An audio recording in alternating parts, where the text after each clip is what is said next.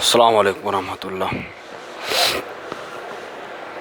الحمدللہ رب العالمین والصلاة والسلام علی سید الانبیاء والمرسلین، اما بعد فاعوذ باللہ من الشیطان الرجیم، بسم اللہ الرحمن الرحیم۔ قال اللہ تبارک و تعالی فی القرآن المجید والفرقان الحمید، ان اللہ وملائکتہ یصلون علی النبی یا ایھا الذین آمنوا صلوا علیہ وسلموا تسلیما۔ درود پاک الصلاۃ والسلام علیک یا سیدی یا رسول اللہ وعلی آلک و اصحابک یا سیدی یا حبیب اللہ۔ آج کے درس کے اندر آپ کو یہ بتایا جائے گا کہ جناب حضرت ابراہیم علیہ السلام نے جب حضرت اسماعیل علیہ السلام کو اللہ رب العزت کی بارگاہ کے اندر قربان کرنے کا ارادہ فرمایا، آپ نے 2 سے 3 مرتبہ چھری چلائی لیکن چھری نہیں چلی، اور اس کے بعد آپ کے کان کے اندر ایک آواز آئی۔ وہ آواز کیا تھی؟ اللہ اکبر اللہ اکبر۔ علماء اکرام نے فرمایا کہ یہ آواز تمام نوری فرشتوں کے سردار جبریل امین کی آواز تھی۔ جبریل امین نے فرمایا اللہ اکبر اللہ اکبر۔ آپ نے جب دیکھا کہ آسمانوں سے جبریل امین میرے بیٹے کے لیے فدیہ لے کے آ رہا ہے، ایک مینڈا ایک دمبا لے کے آ رہا ہے، تو آپ نے کیا فرمایا؟ لا الہ الا اللہ واللہ اکبر۔ آپ نے یہ فرمایا۔ جب حضرت اسماعیل علیہ السلام کھڑے ہوئے، دیکھا کہ بکرا ذبح ہے اور میری جان بچ گئی ہے، تو آپ نے کیا پڑھا؟ آپ نے کیا فرمایا؟ کیا پڑھا؟ اللہ اکبر وللہ الحمد۔ جبریل امین، حضرت ابراہیم علیہ السلام اور جناب حضرت اسماعیل علیہ السلام، ان 3 ہستیوں نے یہ کلمات ادا کیے۔ اور یہ دمبا کہاں سے آیا تھا؟ ایک روایت یہ ملتی ہے کہ اس دمبے کا کوئی باپ نہ تھا، کوئی ماں نہ تھی، مالک کریم نے کن فرما کے اس دمبے کو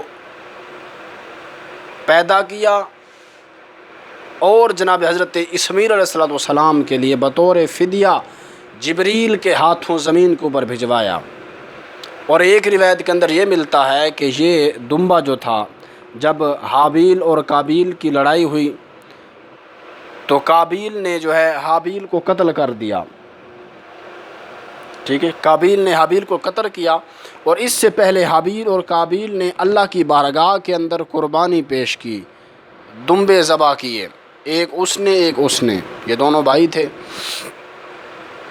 تو حابیل کی جو قربانی تھی وہ اللہ کی بارگاہ کے اندر قبول ہوئی، اور وہ دمبا اللہ کی بارگاہ کے اندر پہنچتا ہوا جنت کے اندر گیا، اللہ نے اس قربانی کو قبول فرما لیا، اور یہی دمبا 2000 سال تک جنت کے باغوں کے اندر چرتا رہا، وہاں اس کی پرورش ہوئی۔ اور یہی دمبا جناب حضرت اسماعیل علیہ نبینا علیہ السلام کے لیے مالک کریم نے بطور فدیہ آسمانوں سے زمین کے اوپر نازل فرما کے اس کو ذبح کروایا، اور حضرت اسماعیل علیہ السلام کی جان بچا لی۔ اب دوسری بات یہ ہے کہ اس دمبے کی جو اون تھی، جو پشم تھی، جو بال تھے، ان کا کیا کیا گیا؟ علماء کرام نے فرمایا کہ اس کی جو پشم تھی، اون تھی، بال، فرمایا کہ اس کی چادر بنائی گئی، ان بالوں کی چادر بنائی گئی۔ وہ دھاگا سا بناتے ہیں نا، تو اس کے دھاگوں کی چادر بنائی گئی۔ جناب حضرت سارہ سلام اللہ علیہ، جو حضرت ابراہیم علیہ السلام کی بیوی ہیں، اور اس دمبے کی جو چمڑی تھی، اس کی جو کھال تھی، وہ کھال جناب حضرت ابراہیم علیہ السلام نے اس کا دسترخوان بنایا، کیونکہ آپ بڑے مہمان نواز تھے، 70,000 نبیوں کے باب، اور آپ کے اندر اتنی عاجزی اور انکساری اور اتنی مہمان نوازی کہ اگر آپ کے گھر جس دن مہمان نہ آتا، حضرت ابراہیم علیہ السلام اس دن روٹی نہ کھاتے، آپ اس دسترخوان کے اوپر بٹھا کے مہمانوں کو روٹی کھلاتے تھے۔ اور اس کے جو سینگ تھے دمبے کے، علماء کرام نے فرمایا کہ ان کے سینگ تفسیروں کے اندر کافی کتب کے اندر آپ کو یہ بات ملے گی کہ اس دمبے کے جو سینگ تھے وہ کافی عرصے دراز تک خانہ کعبہ کی چھت کے اوپر، خانہ کعبہ کی دیوار کے اندر گاڑ کے رکھے گئے بطور نشانی۔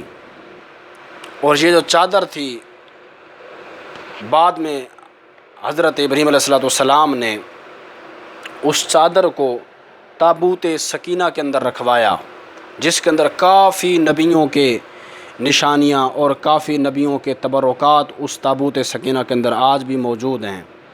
اور پھر ایک دن حضرت جبریل امین آئے اور وہ چادر اٹھا کے حضور کی بارگاہ کے اندر پیش کی۔ جیسے ہی حضور کی بارگاہ کے اندر پیش کی، آقا سید عالم نے مراد مصطفیٰ جناب حضرت عمر فاروق کو عطا فرمائی اور فرمایا کہ اس کا خرقہ بنا کے اپنے پاس رکھ لو۔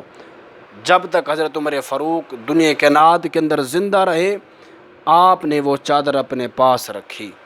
اللہ رب العزت کی پاک بارگاہ کے اندر دعا ہے مالک کریم حضور کے صدقے جو حضرات قربانیاں کر رہے ہیں، مالک کریم ان کی قربانیوں کو اپنی بارگاہ کے اندر قبول و منظور فرمائے، مالک کریم اجر عظیم عطا فرمائے۔ اللہ رب العزت ہمیں حضرت ابراہیم علیہ السلام اور جناب حضرت اسماعیل علیہ السلام کی سنت کے اوپر عمل کرنے کی توفیق عطا فرمائے۔ وآخر دعوانا ان الحمد للہ رب العالمین۔